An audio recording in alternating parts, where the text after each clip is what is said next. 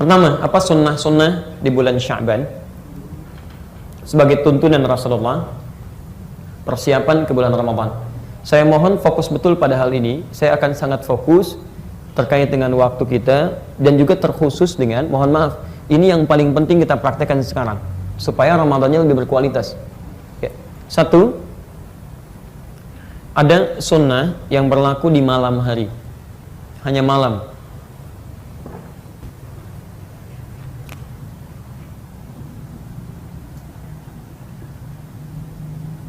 Dan ada sunnah yang berlaku di siang hari.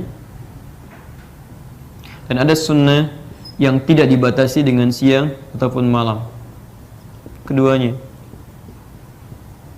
Ini poinnya. Hati-hati ya, fokus. Jadi ada sunnah di malam hari, ada sunnah siang hari, ada sunnah tidak dibatasi dengan siang ataupun malam, itu berlaku di keduanya. Ini sangat penting untuk menentukan ke Ramadan kita. Saking pentingnya, ini tintanya pun tidak mampu menuliskannya lagi. Oke. Baik, kita langsung cepat saja mulai. Saya ingin mulai dari yang paling pertengahan dulu, ibadah di siang hari yang ini. Fokus. Kita mulai di hadis riwayat Al-Bukhari dulu. Hadis kita ambil yang selain yang ini dulu nih, ada salah satunya yang di 1833. Ambil yang ini dulu. Nanti contoh ini contoh terakhir untuk malam. Ini belum saya tuliskan, 1833. Ambil yang ini. Mungkinlah.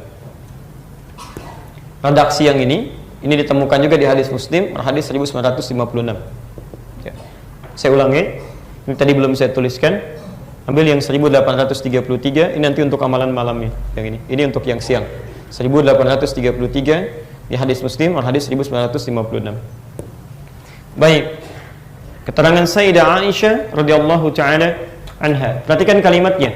Ya. Lima makna ma ra'aitu Rasulullah sallallahu alaihi wasallam. Saya enggak pernah lihat Rasulullah sallallahu alaihi wasallam, haqqallah. Istakmala Ramadan, istakmala siyamahu, menyempurnakan puasanya illa Ramadan, kecuali di bulan Ramadan.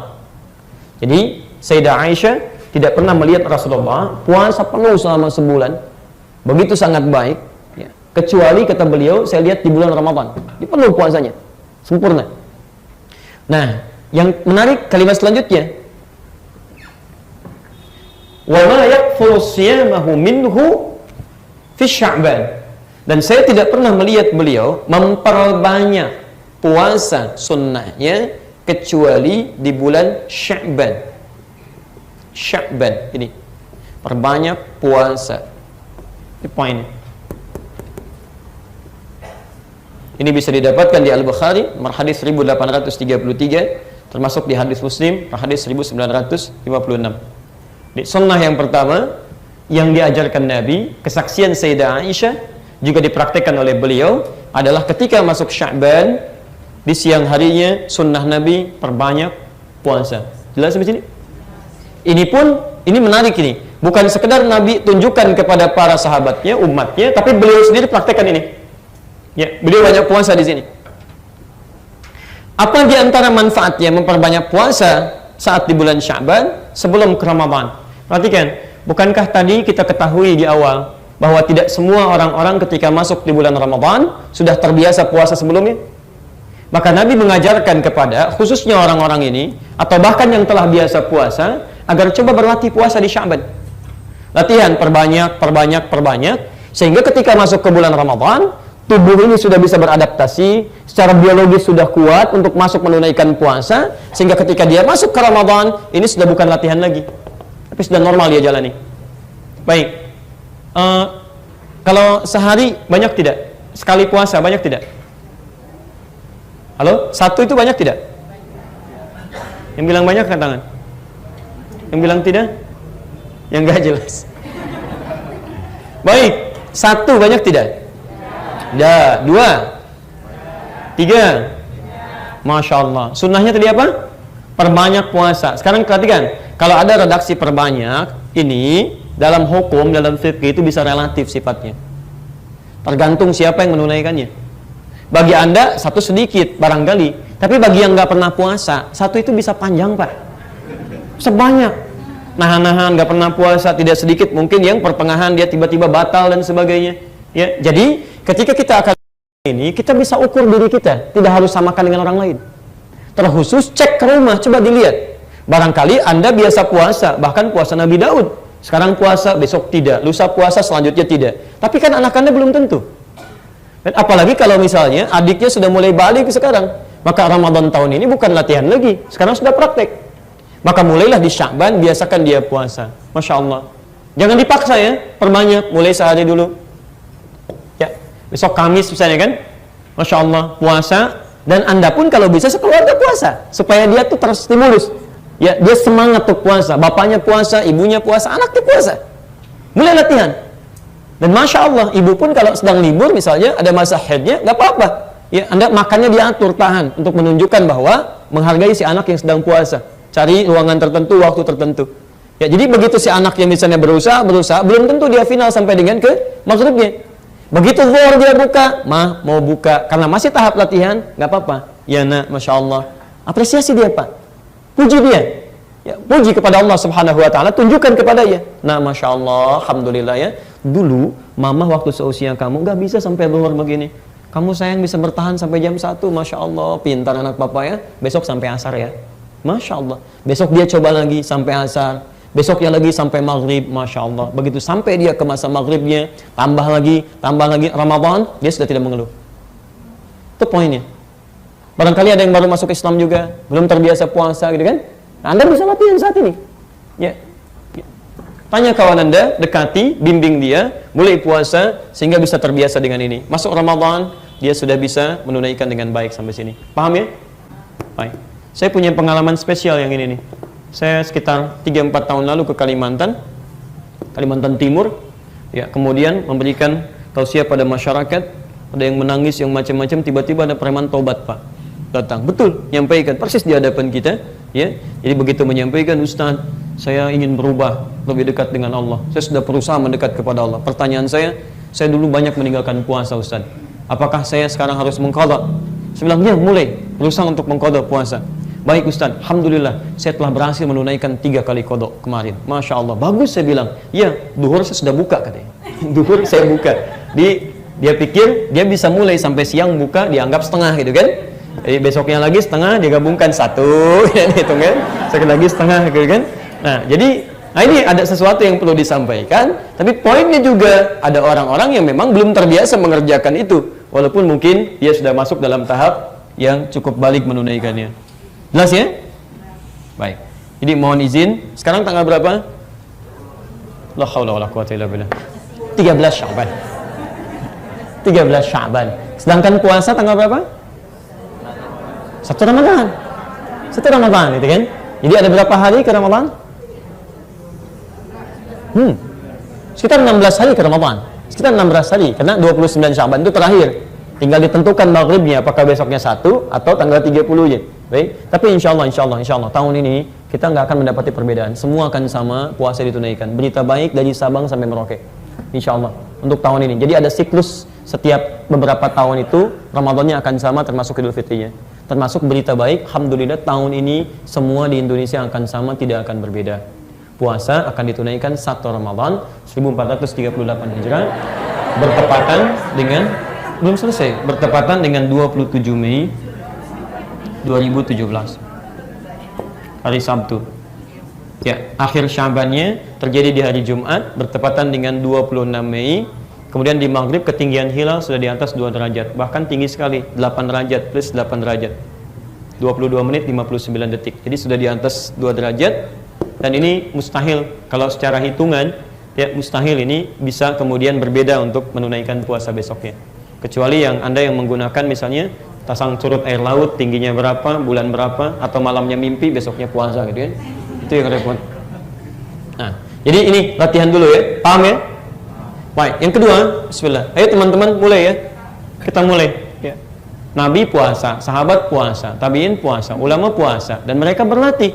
Nabi itu orang paling takwa, madmunun bil jannah, dijamin surga, maksumun minal maksiyat, terjaga dari maksiat, masih mau puasa.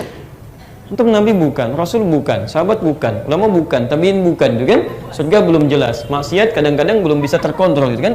Gak mau puasa, gitu kan? Baik, bisa nggak teruskan? Langsung sini. Ya, ibadah malam. Siang sudah, kita ambil malam. Bismillah. Teman-teman, malam saya spesifik langsung. Sunnah Nabi ya, diantaranya kita mulai meningkatkan ibadah malam itu dibagi pada 3 bagian. Ada yang bentuknya sholat, ada yang bentuknya interaksi dengan Al-Quran, tilawah, qiraah dan sebagainya. Ada yang bentuknya doa dan istighfar. 3 hal ini. Ada salat, ada bacaan Quran, ada doa dan istighfar. Oke, ini khususnya menjelang fajar disebut dengan sahar, ya, atau jamaknya ashar. Dalil Quran surah ke-51 ayat 18, posisi paling kanan di pertengahan. Orang-orang yang dipuji oleh Allah di Quran surah ke-3 Ali Imran di ayat 16 sampai ayat 17, posisi paling kiri sebelah atas. Baik, saya teruskan. 1, ada sunnah ketika masuk di bulan Sya'ban. Sunnahnya memperbanyak sholat malam. Sholat malam ini jenisnya ada 3. 1, qiyamul lail. Qiyamul lail. Kalau secara bahasa qiyamul lail itu semua sholat malam yang dikerjakan di malam hari. Qiyamul lail, qiyam lail, bangun di malam hari. Di semua sholat di malam hari disebut dengan qiyamul lail.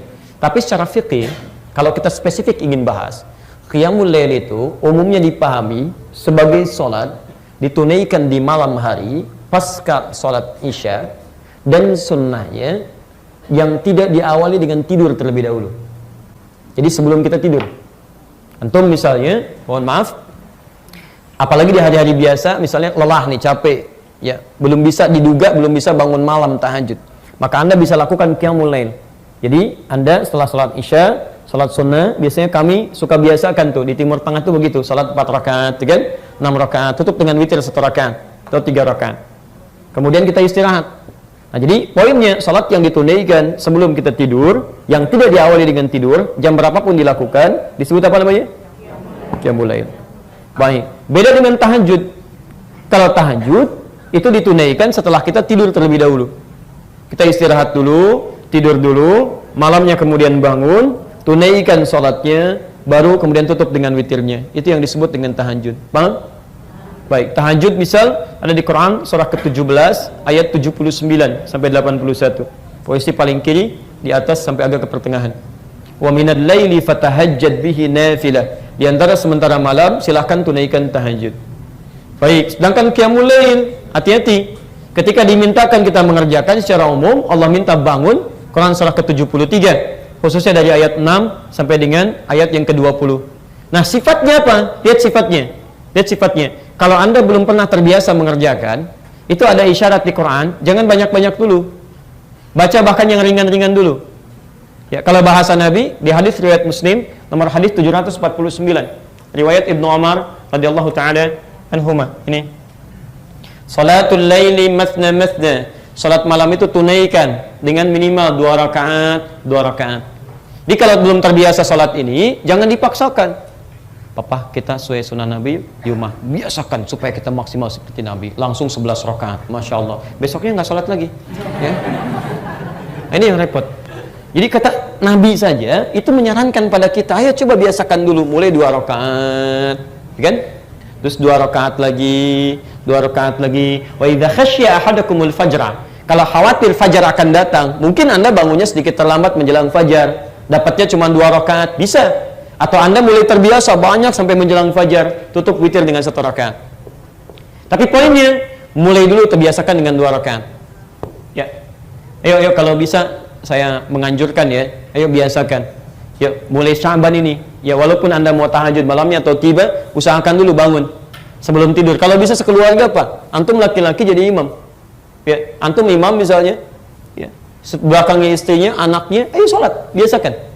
Ya, boleh untuk latihan, boleh. Untuk anda berlatih supaya membiasakan ini, supaya tahu juga bacaan dan praktek, gak ada masalah. Karena Nabi pun pernah beliau kemudian sholat, di belakang diikuti oleh Ibnu Abbas untuk mengetahui sholatnya Nabi. Pernah itu, beliau sedang sholat, tiba-tiba Ibnu Abbas di belakang, ditarik oleh beliau, disejajarkan oleh Nabi SAW. Sholat apa itu? Bukan sholat fardu, itu sholat sunnah, sholat malam. Di rumahnya Sayyidah Maimunah, ditunaikan dengan 13 rakaat. Hati-hati ya, hati-hati. Saya sering memberikan masukan bahwa ada orang-orang yang menolak untuk sholat berjamaah di malam hari, tapi anehnya menggunakan hadis yang sama untuk kasus yang berbeda. Misal, saf kita kalau kita berjamaah, misal imamnya satu, dan pasti imamnya satu, kan? Makmum satu, jadi imam satu, makmum satu, kan? Ini safnya sejajar, sejajar. Jadi ini imam, ini makmum. Pernah dengar itu? Yang ikhwan laki-laki sejajar, kan? Hadis apa yang digunakan untuk itu? Yang ini. Tapi tanyakan kembali, itu sedang sholat apa Nabi? Kan bukan sholat fardu, itu sholat malam. Sebagai latihan untuk Ibnu Abbas. Jadi beliau sholat, Ibnu Abbas di belakang jadi makmum. Kenapa Anda bisa mengatakan sholat malam itu nggak ada dalilnya? Itu bid'ah. Tapi Anda mengambil hadis ini untuk mengatakan saf sholat kita sejajar. Kan aneh. Anda menggunakan hadis yang sama untuk satu kasus, tapi menolak hadis itu kasus yang berbeda. Padahal pekerjaannya berlangsung sama. Mereka sedang sholat malam, di belakangnya ada makmum, disejajarkan oleh Nabi. Artinya kedua-duanya berlaku. Hanya persoalannya kapan kemudian Nabi mengajarkan itu. Ya, maka dipahami oleh para ulama, Ibnu Abbas sedang berlatih, masih kecil, diajarkan bagaimana suasana sholat malam plus dengan bacaannya. Maka di sini disimpulkan, Anda boleh kalau ingin praktikkan sholat malam dengan tujuan misalnya membiasakan kepada anak-anak atau kepada keluarga. Kalau sudah biasa silahkan masing-masing bangun, tunaikan, mohonkan hajat masing-masing dan sebagainya. Mengerti sampai sini? Baik. Jadi Bapak Ibu sekalian, lihat, hidupkan malam ini, ajarkan. Dan kepada anak-anak, lihat, bangun malamnya cukup bagi mereka faqra'u ma tayassara minal Quran. Kata Al-Quran, baca yang ringan-ringan. Ringan-ringan aja, nggak usah banyak-banyak dulu. 2 rakaat ringan. Dan ringan itu bisa relatif. Bagi anak-anak ringan itu rakaat pertama qul huwallah, kan? Rakaat kedua misalnya qul a'udzu birabbil falaq, atau ini al-falaq, ini an-nas. Begitu antum jadi imam hari pertama, Al-Falaq, kedua An-Nas, kedua lagi Al-Falaq, An-Nas. Besoknya anaknya tanya, "Pah, kok Al-Falaq melulu sama An-Nas?" Ah, berarti yang nanti Bapak tambah 4 rakaat ya. Ad-Duha dengan Alam Nashrah. Selanjutnya 3 dan 4-nya Al-Falaq, An-Nas. 2 hari berikutnya 4 rakaat.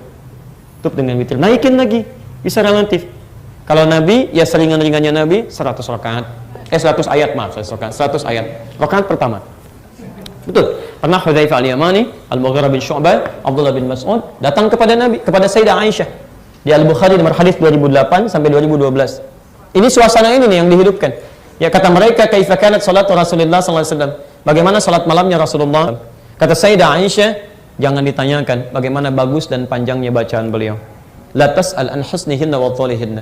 Penasaran dari situ, berapa malam berikutnya diikuti salat di belakang Nabi. Masya Allah. Ternyata luar biasa. Rakaat pertama bacaannya tuh indah, khusyuk, tenang, nyaman, kan? Enak bacaannya itu. 100 ayat kata Hudzaifah al-Yamani. Rakaat pertamanya itu 100 ayat. Jadi kalau berhenti beliau di ayat tertentu terkait dengan doa, beliau berdoa dulu. Ayat surga, beliau memohon kepada Allah supaya umatnya masuk surga. Neraka supaya dijauhkan dari neraka. Itu indah sekali. Kadang-kadang kata Abdullah bin Mas'ud pernah lewat daripada itu. Jadi begitu mengimami rakaat pertamanya 100 ayat Al-Baqarah lewat sampai ke Ali Imran. Al-Baqarah 286 ayat, Ali Imran 200 ayat. Dikira Abdul Mas'ud akan ruku, ternyata nyambung ke An-Nisa. An-Nisa 176 ayat, 5 juz 4 halaman. Di rakaat pertamanya ringannya Nabi bisa 5 juz 4 halaman. Besoknya ketiganya nggak ikutan lagi. Ya.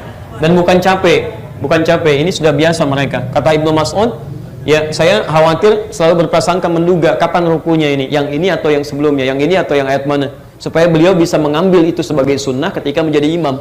Karena sering menebak, akhirnya beliau memilih untuk memisahkan sholat di malam-malam berikutnya untuk mengambil kebiasaan sholat dari ajaran Nabi. Tapi poinnya, beliau itu tenang, nyaman.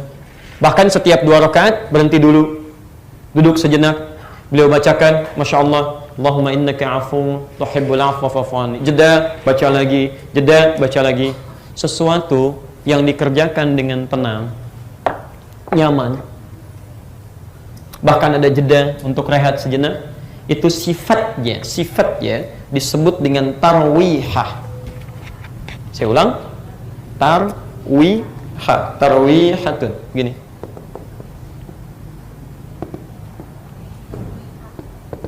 Sesuatu yang dikerjakan dengan tenang, santai, khusyuk, nyaman. Sifatnya disebut dengan tarwihah. Kadang-kadang Nabi salat 11 rakaat di tempat Sayyidah Aisyah. Kadang 13 rakaat tempat Sayyidah Maimunah. Kalau 11, 13 banyak atau sedikit? Banyak, ya, baik. Kalau banyak itu disebutnya jama' atau tunggal? Jama', baik. Kalau jama', maka ini kita jamakkan katanya dari tarwihah menjadi tarawih. Di tarawih itu jamak dari kata tarwihah. Di tarawih itu bukan nama salatnya, tapi nama sifat salatnya. Di kata para sahabat, salatnya Nabi itu tarawih. Maksudnya beliau tunaikan dengan tenang, nyaman, khusyuk, bagus, ada jeda untuk berdoa. Ini yang disebut dengan tarawih. Ya, di Nabi itu Masya Allah, Nabi, Rasul, saking tarawihnya 11 rakaat, itu kadang-kadang sampai mau subuh tuh tunaikan ini 11 rakaat. Antum Nabi bukan, Rasul bukan, tarawih 23 rakaat Pak, 7 menit, Allahu Akbar, Allahu Akbar, Allahu Akbar, Allahu Akbar. Nah, itu bukan tarawih namanya. Karena itu, sebelum kita masuk ke bulan Ramadan, kita hidupkan dengan qiyamul lail, karena umumnya nanti saat Ramadan akan meningkat ibadah malam. Khususnya ada yang sholat, ada sholat yang umumnya dikerjakan oleh orang, itu pasca sholat isya dan sunnahnya. Sholat apa itu? Ini. Umumnya ini. Walaupun ada yang mengerjakan di malam harinya, tapi umumnya orang kerjakan ba'da isya, dari mulai, kemudian setelah sholat sunnah isya, kemudian kerjakan sholatnya. Nah, kalau nggak pernah terbiasa mengerjakan itu, nanti akan turun naik tuh, nggak stabil. Tapi kalau Anda sudah mulai dari Sya'ban, Anda bangun, tunaikan, tubuh kita sudah beradaptasi, maka Masya Allah, begitu selesai Isya, Anda sudah otomatis tuh tunggu sholat berikutnya. Teruskan, ada kenikmatan dijalankan di situ. Bahkan itu jadi modal untuk mempertahankan sampai ke pertengahan, sampai akhirnya.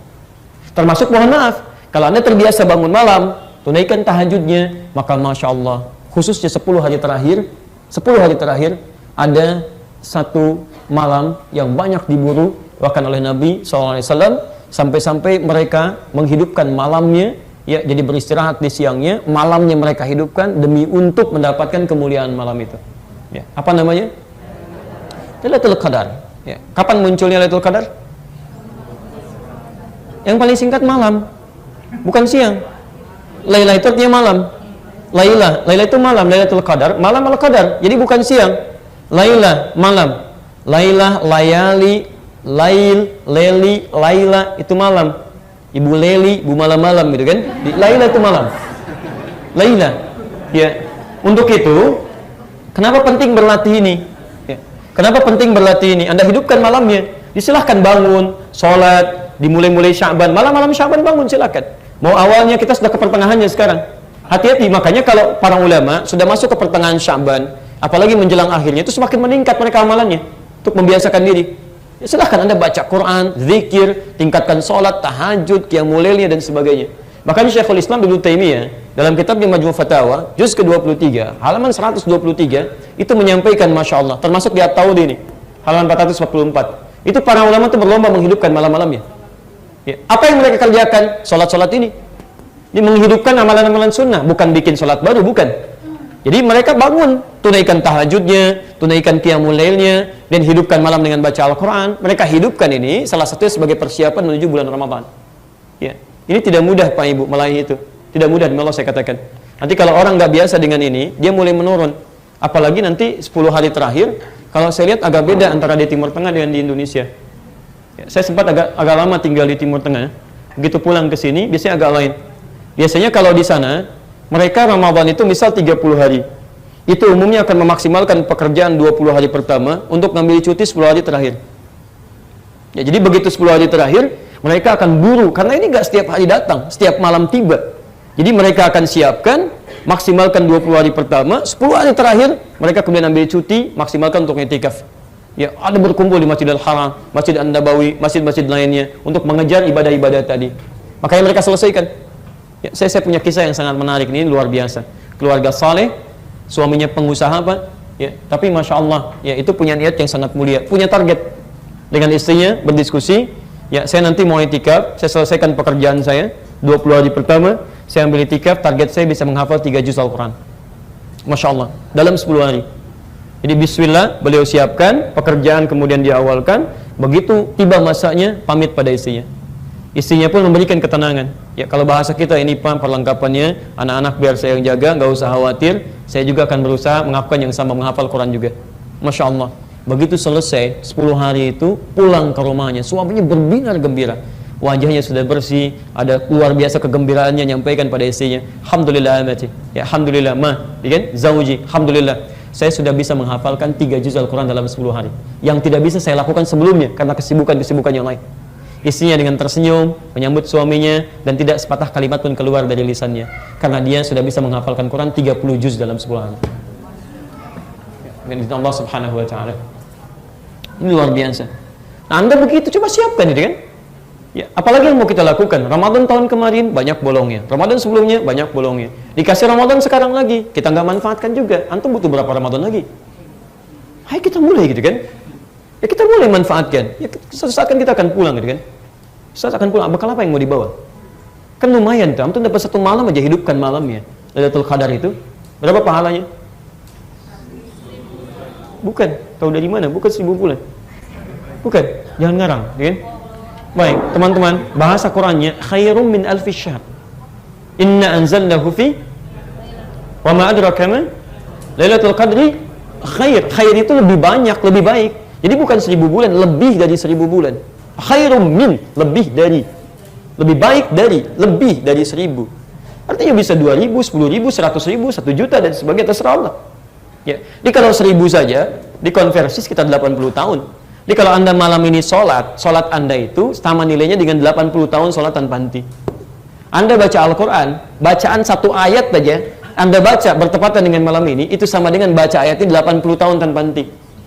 Ada yang bisa Anda baca Quran 1 ayat 80 tahun tanpa henti. 1 hurufnya berapa? 10 kebaikan. Kalau 1 ayat ada 3 huruf saja, itu Masya Allah berapa dapatkan?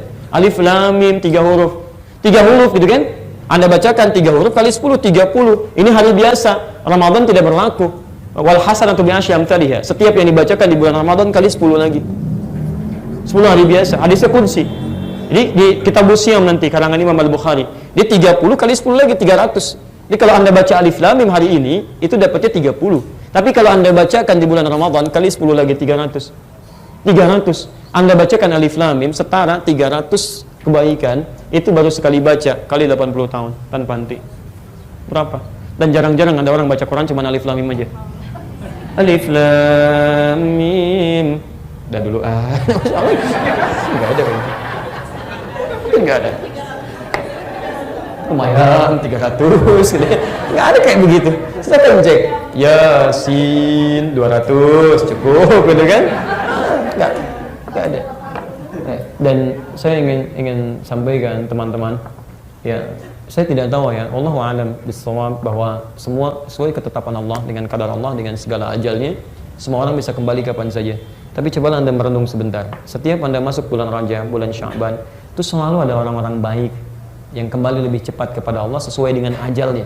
Maksud lebih cepat itu dibanding dengan kita. Sesuai dengan ajalnya, silahkan cek. Ya, Sya'ban kali ini, ya seorang muslimah, Masya Allah, masuk Islam, ya dia belajar dengan baik, jadi ustadzah, mengajar, ya kemudian kecelakaan di Cipali dengan suaminya, anak terakhirnya. Tapi kan sebab aja kecelakaan apa sajalah, yang penting meninggal. Yang meninggal itu bisa apa saja, Anda nggak akan tahu mau di mana, mau kapan. Quran surah 31, 34. Tapi poinnya, Masya Allah, coba cek. Antum dari lahir Muslim, beliau kemudian masuk Islam setelah itu. Jadi pendakwah, pulang dengan keadaan mulia di bulan Sya'ban. Masya Allah. Mohon maaf, dulu Ahmad Muzammil, usia 37 tahun. Ya, dapat pulang di hari Kamis bulan Sya'ban. Ya, habis sholat subuh, tidak mendapatkan Ramadan sesuai dengan ajalnya. Barangkali menurut Allah sudahlah, kamu ini sudah banyak bekalnya, pahalanya sudah banyak, gitu kan? Ustaz Ja'far baca Al-Quran, gitu kan? Selesai baca Al-Mulk, meninggal dunia. Dalam keadaan yang sangat tenang, nggak mendapat Ramadan. Barangkali menurut Allah dipandang cukup bekalnya, kamu sudah cukup, sudah selesai. Pulang, bekal kamu banyak. Ini kamu hadi hidayat, yang lainnya macam-macam masih butuh Ramadan tahun ini. Jadi kalau Anda diberikan Ramadan tahun ini, masih belum Anda maksimalkan juga, Anda butuh Ramadan berapa lagi? Dan yang paling aneh itu kita sadar bahwa banyak kurangnya. Kalau dikatakan banyak pahala, tidak. Merasa banyak dosa, iya. Kalau Anda sadar banyak dosanya, kenapa Anda tidak memburu pahala untuk menghilangkannya? Jadi kalau yang dulu-dulu sudah banyak yang sia-sia, sisanya jangan disia-siakan lagi. Kan aneh, orang merasa dulu banyak yang sia-sia, diberikan kesempatan masih disia-siakan. Makanya tidak sedikit orang yang nanti menghadap Allah minta kesempatan untuk kembali. Ada di Quran surah 63 ayat 9 sampai 11. Fa asaddaqa wa aqum minas salihin. Ya Allah, berikan kesempatan Allah sejenak ya Allah untuk balik lagi mengerjakan amal saleh. Maka itu, ini ada kesempatan. Kita nggak tahu Ramadan dapat atau tidak. Tapi kita ada di bulan Sya'ban, maksimalkan betul. Malamnya kita hidupkan. Silakan.